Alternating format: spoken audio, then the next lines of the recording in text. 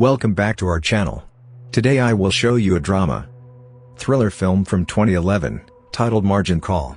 Spoilers ahead. Watch out and take care. The air is tense in the offices of an investment bank because everyone knows a large number of employees is about to be laid off. The biggest surprise comes in the form of Eric Dale, the head of risk management who has been working there for 19 years, yet he gets fired over some younger blood. Before leaving, he tries to warn them about a model he has been working on, but he is ignored. While he is picking up his things in his office, Eric is visited by the head of credit trading, Will Emerson, who is keeping his job. After Will shows his sympathy, Eric asks him who is the one that chose him, and Will confesses it was Sarah, which puts Eric in even a worse mood. Eric also tries to get Will to look at his model, but Will refuses to, saying it is not Eric's problem anymore. On his way out, Eric receives some sympathy from his now former employees Peter Sullivan and Seth Brigman. When Peter shows how grateful he is for everything Eric has done for him, Eric takes the chance and gives him the pen drive with his model, telling him to be careful. As he leaves the building, Eric realizes they have already shut down his phone, so when he sees Chief Risk Management Officer Sarah Robertson arriving, he insults her for putting him in this position. Meanwhile, Flora leader Sam Rogers is having a hard time because he got a phone call from the vet telling him his dog is dying from a tumor. Will goes to check on him and informs him that the 80% of the floor that has been fired has already left, so Sam goes out and gives the remaining 33 employees an encouraging speech, reminding them this is a prime opportunity for them to grow. When night falls, all the employees go out to celebrate they are keeping their jobs except for two. Sam goes to visit his dog, and Peter stays in the office to take a look at the files Eric left him. The model is incomplete, but Peter manages to finish it, and the final result is quite disturbing. He tries to call Eric, but he does not have his phone anymore, so instead, he calls Seth and asks him to bring Will back as soon as possible because it is an emergency.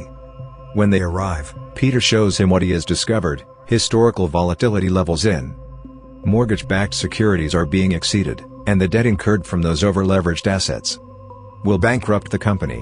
This is a serious issue, so Will tries to contact Eric at his home, but his wife tells him he has not come back home yet. Will thinks he knows where they may find him, so he gives Peter and Seth the address to Eric's favorite bar, ordering them to bring him over. While he contacts his boss, Sam is not amused at having to return to the office at 11 p.m. but shows up anyway when he hears it is an emergency. He is shocked to see the numbers on the screen that predict a dark future for the company and asks Will to make Peter come back immediately. All this while, Peter and Seth have been at a bar drinking and watching dancers since they gave up quickly on trying to find Eric. They go back to the office as soon as Will calls them, and they are taken to an emergency meeting with Sarah, division head Jared Cohen and other senior executives. After checking Peter's credentials to know if his knowledge is trustworthy, Sarah informs Jared that while they will begin a thorough double check of the files, she already can tell the information is accurate. Panicking at 2 a.m., Jared asks Sam how long it would take his people to clear everything from their books. Sam says it would take them weeks, but regardless of time, it is a bad idea because it would end the company's reputation. Sarah cuts in as well, explaining it would also take her a long time to calculate the value of these assets. The higher-ups are entering a complicated argument, so Will, Peter, and Seth are asked to leave the room. Jared insists they should sell everything, which Sam thinks is insane, so Sarah convinces him to wait 45 minutes while she goes over the information in detail before he takes any rush decisions. Seeing as they will not find an easy solution, Jared decides to call their CEO. Meanwhile, Will, Peter, and Seth go to the roof to have a smoke. After joking about jumping, Will comments that things are a mess, yet the higher-ups will still save the company because they always find a way not to lose money, even if that means screwing everyone else over. Their conversation is interrupted by the sudden arrival of a helicopter. The big guns are here. Back to Sarah, she goes to see Jared to tell him all the information is solid, and Jared blames her for not having trusted Eric more. Afterward, everyone gets ready for yet another meeting, so Jared gives the lower employees a piece of advice: things are about to get ugly, so they must always tell the truth and not sugarcoat anything. The meeting is led by firm CEO John Tould, and all the stockholders have been brought in the middle of the night too. Peter explains what the problem is again, and as a solution, Jared says they should sell it all.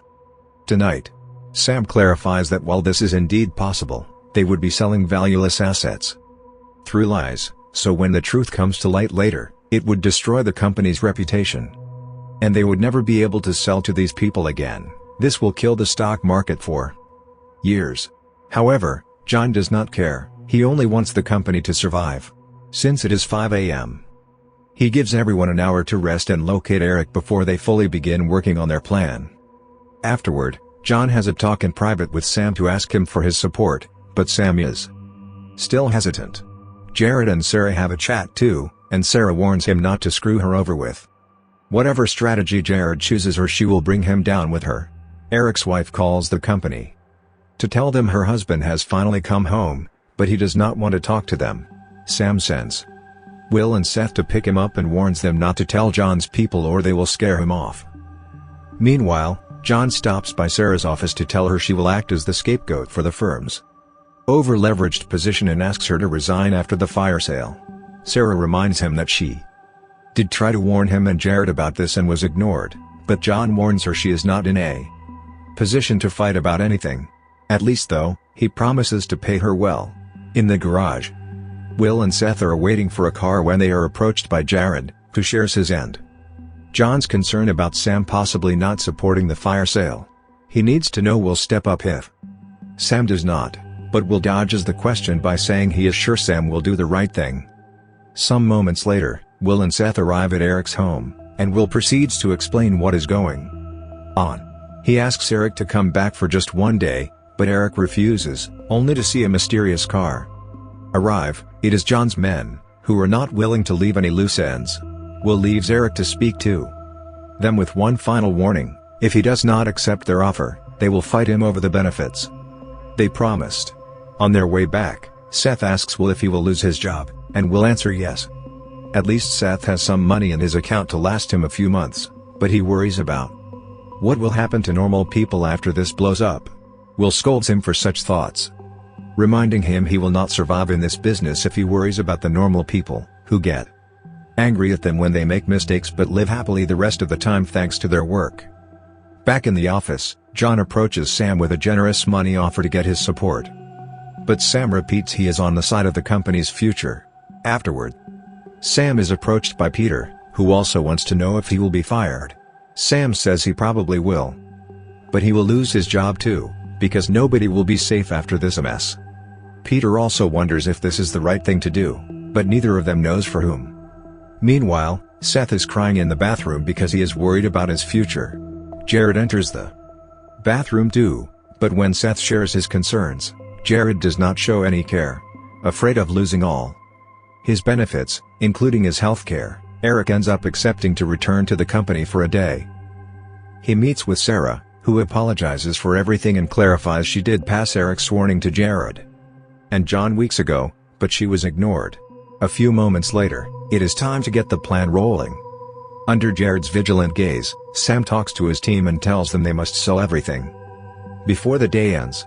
As they can imagine, this means they will lose their jobs and possibly ruin their careers, so to keep them incentivized, the company will pay them a $1.4 million bonus for selling 93% of their individual assets.